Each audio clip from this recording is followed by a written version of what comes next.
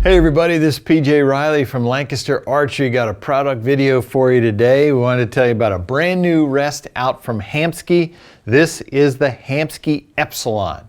Great new rest from Hamskea where they took all the things that we love about Hamskea rests and they made them more compact. We're seeing with a lot of the new bow releases this year that bow manufacturers are really emphasizing slimming down that profile, the face-on profile of these bows. Hamskea wanted to do that with their Epsilon rest. And just to give you an example, right up front so you can see the differences, here I have the Hamskea Trinity, which, I mean, this is still a great solid rest. Nothing wrong with it, but you can see how much slimmer the Epsilon is compared to the Trinity. So we'll show you how that comes into play here in a minute, but the Epsilon does have the 3 ball bearings, just like the Trinity did inside there, that support this rest. So this thing is super solid in there. We've got a new blade design here. This is a coated piece of metal, so the outside of it does have a coating on it, but there is metal underneath it. And it's just, again, a slimmer profile to fit within this, the arrow containment system here, as well as some of the risers of the bows. Hamskea found that people were having to trim off one side of the blade because they were having clearance issues. Now this one, you're not going to have any clearance issues with this. Now this rest, Hamskea is marketing it. You can see right on the side here, we're going to see COR, C-O-R. What that stands for is Centershot Optimized Rest. And so this rest, when it comes in the package, it is set up to allow you to get that 13/16 center shot. So what that is when you measure from the face of the riser to the center of the arrow, 13/16 is pretty much the standard. That's going to be about your perfect center shot. You may have to adjust it a little bit when you shoot through paper to figure out what's perfect. But with a hunting arrow now we're talking about, it's 13/16 is going to give you the best starting point. And so when you mount this rest on there, you're going to be set up for that 13/16. Now, we have some new connection systems with the Epsilon.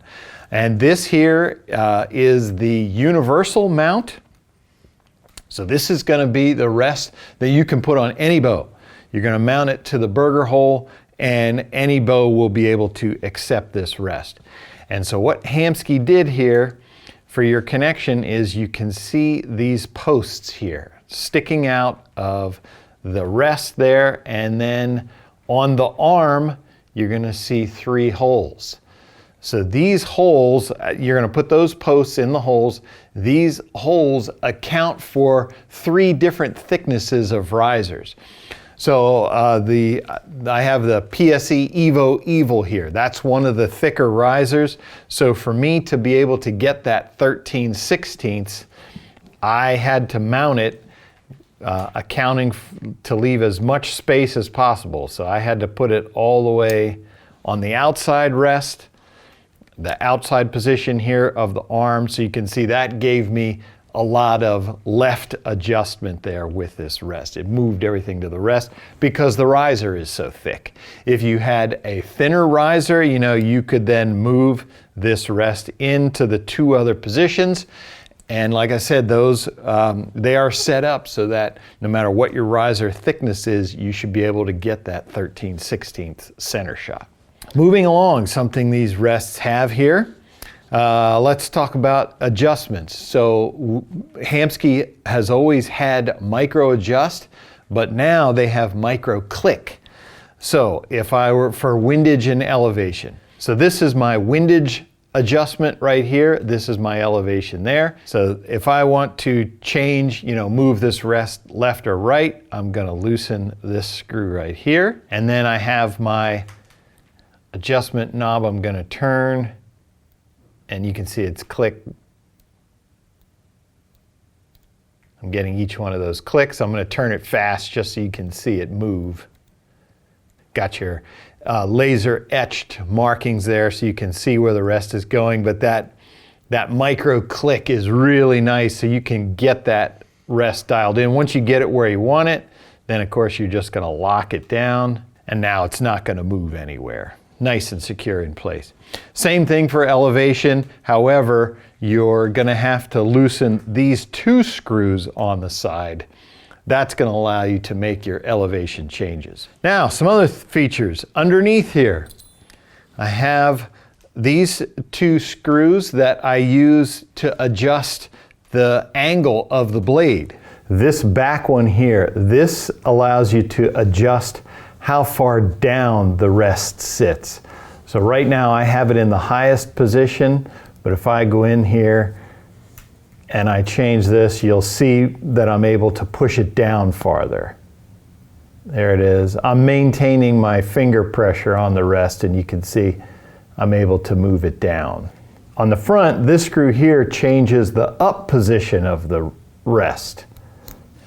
Some other features. So one of the things that Hamskea said they heard from people who use their rest was, you know, this is in a hunting configuration right now. You've got a full containment, so if your arrow's in there, your arrow's not coming off.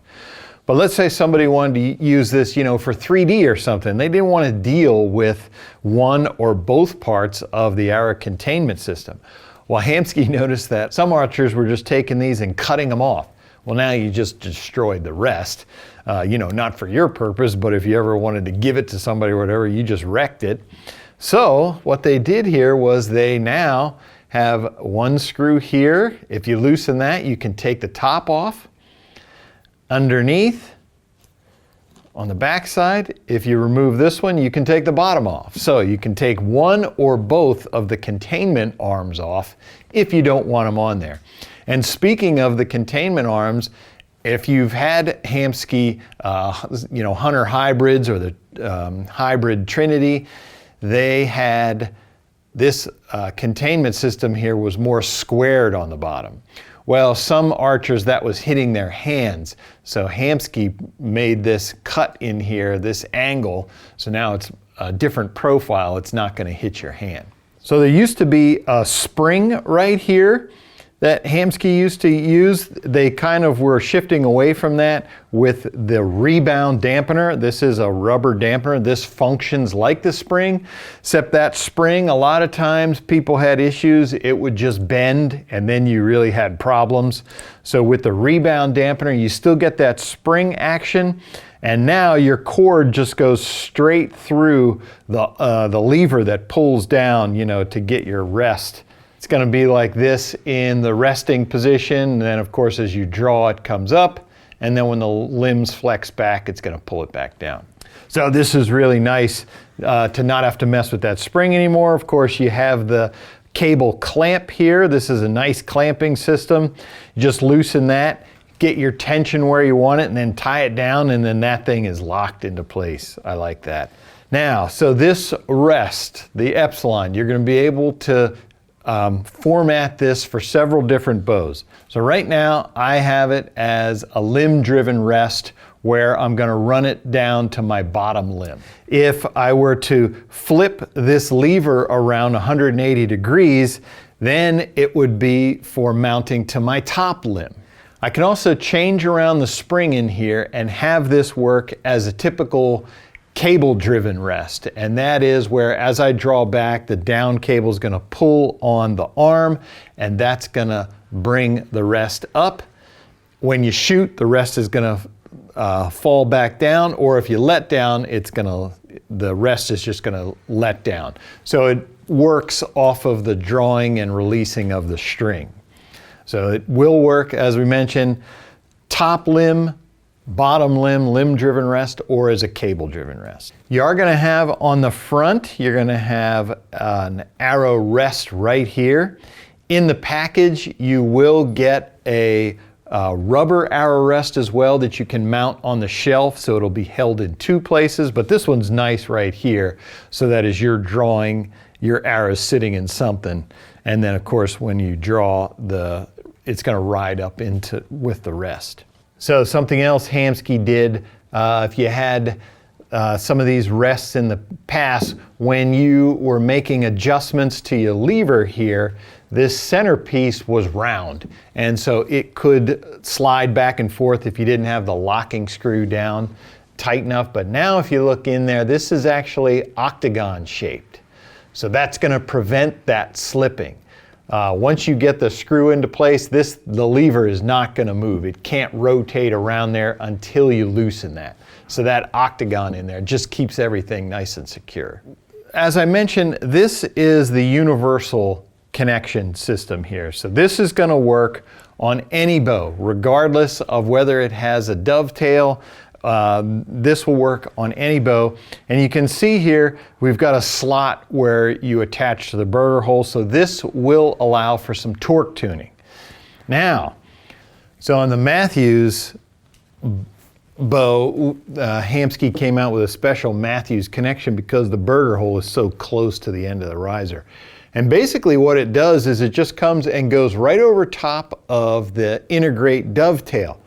So the Epsilon does have a dovetail in it that interfaces with this back connection plate. However, that dovetail does not match the dovetail that's on any of the integrate rests, whether it's the Matthews, the PSE, or the Hoyt, any of them. The dovetail on the Epsilon will not fit in the dovetail that's on the bow. So we just wanted to let you know about that. For the Matthews mount, it just comes and goes over top of the dovetail mount. So something else with the Matthews bows, they have their new angled center guard cable arm. And so you can see with the Epsilon there, this does work with that cable arm. They got a cut right there in the containment system so that it goes right over top of that cable arm. No problems there. The Epsilon will work around any of the cable arms. Bowtech has their flexing cable arm that they have. This will work around that. Prime has the Flexus AR. Any of those cable arm systems, the Epsilon will work with. The third connection system that Hamskea does offer with the Epsilon series. We don't have it here, but I will tell you about it. Hamskea is working with some bow manufacturers, and what they're doing is on the back of the riser, right where like the dovetail is on these integrate rest bows, they're having some manufacturers drill threaded holes right there. And so you can mount a plate directly there to get this rest mounted to the back of the riser. And you won't need the screw that goes into the burger hole at all. You'll just screw it right directly to the riser face there. If you have one of those bows, Hamskea will have a mounting option for those bows. So like we've been saying about the slender profile of this rest, Matthews, for one, came out with their low profile quivers, and which really pulls that quiver tight into the riser of the bow. So you can see that this Matthews mounted rest, it's not going to interfere with that at all. You'll still be able to get that low profile quiver on there, and the rest is not going to impede that. Same thing over here with this PSE. You can see this one has the standard mount. This is the universal mount that can go on any bow. Even this still is low profile. So if you're using with this PSE, if you're using a tight spot quiver, you can still get that quiver tight into that riser. Because this rest is so skinny, you're not going to have any problems with those quivers and keeping that low profile. All right, so that is the Hamskea Epsilon rest. Great new narrow rest from Hamskea. Once again, just to give you a comparison to that Trinity, which is a super popular rest, just so you can see the difference, how much thinner this Epsilon is compared to the Trinity. So this is going to be a real low profile rest, especially for bow hunters out there who want to really slim things down. The Epsilon's going to work great for that. If you like this video, give us a thumbs up. If you want to see more videos like it, subscribe to our YouTube channel. Don't forget to click that bell to get notifications whenever we put out new videos. And as always, if you have any questions, you can visit us at LancasterArchery.com.